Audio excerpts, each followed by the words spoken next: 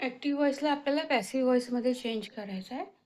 आपण sentences read करूया, लक्षात येईल की टेन्स कुठले आहेत ते. We drink water. ड्रिंक काय आहे? वर्ब आहे. ओके.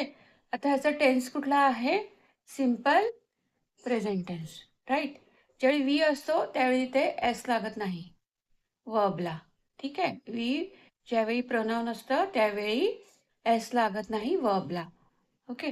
आता आपल्याला लिहून घ्यायचं आहे. वी काय आहे? सब्जेक्ट आहे. ड्रिंक काय आहे? वर्ब आहे. वॉटर काय आहे? ऑब्जेक्ट आहे. आता पॅसिव्हमध्ये काय होतं? जो ऑब्जेक्ट असतो तो पुढे येतो सेंटेन्सच्या स्टार्टिंगला. ओके. आता इथे काय येणार? Water is drunk.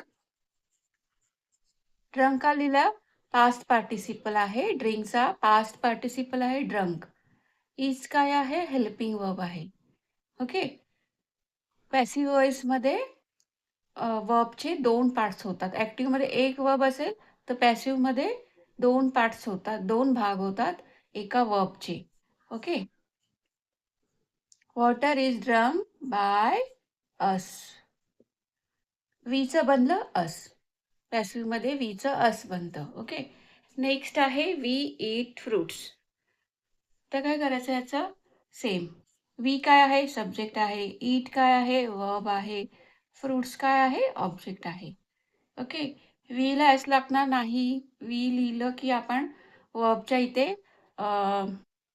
वर्बला एस नाही लागत. बेस वर्ब आहे त्याला एस नाही लागत.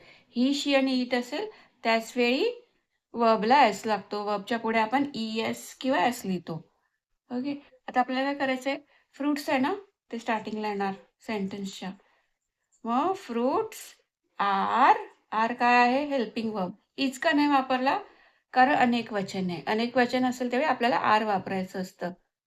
Fruits are eaten. ईटन का वापरला? कारण तो रूल आहे की helping verb plus past participle. ईटचा पास्ट पार्टिसिपल काय आहे? Eaten. Fruits are eaten by us. Okay. वीचा बनला अस. ठीक आहे. थँक्यू.